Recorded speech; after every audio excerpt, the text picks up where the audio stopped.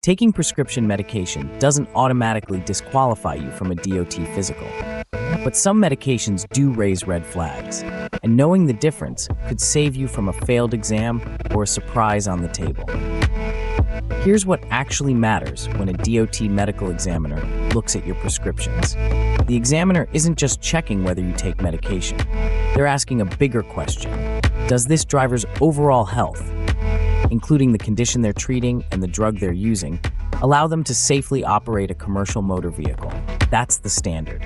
Alertness, judgment, reaction time, coordination. If a medication affects any of those, it's going to get scrutinized. Some categories of drugs raise more concern than others. Opioid pain medications are generally disqualifying under FMCSA standards, even when legally prescribed. Their sedating effects are considered incompatible with safe commercial driving in most situations.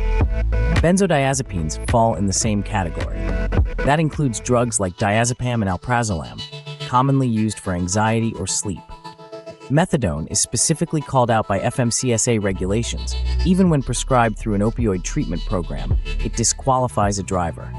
Stimulant medications used for ADHD, like amphetamines, are Schedule II controlled substances and are generally not permitted either. And if you take medication to control seizures, the underlying seizure disorder itself may be the bigger issue at hand. Now here's the part drivers sometimes don't expect. Plenty of prescription medications are not a problem. High blood pressure medications, cholesterol drugs, thyroid treatment, even many antidepressants. Drivers on these medications can be fully certifiable. The key is that the condition has to be well controlled, and the medication can't be causing impairing side effects.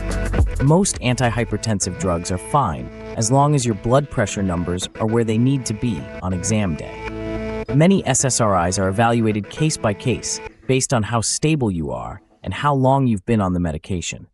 What the examiner needs from you is the full picture. Bring a complete list of every medication you're taking, the name, the dose, the frequency. If you have a condition that tends to get extra review, like diabetes, heart disease, sleep apnea, or a mental health condition, get a letter from your treating physician.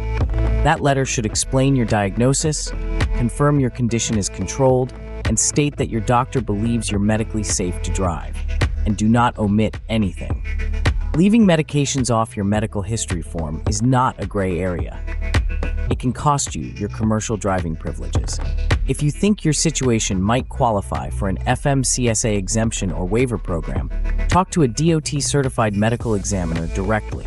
They can walk you through what's needed and what's realistic for your specific case. You can find more information and schedule an exam at .modesto.com.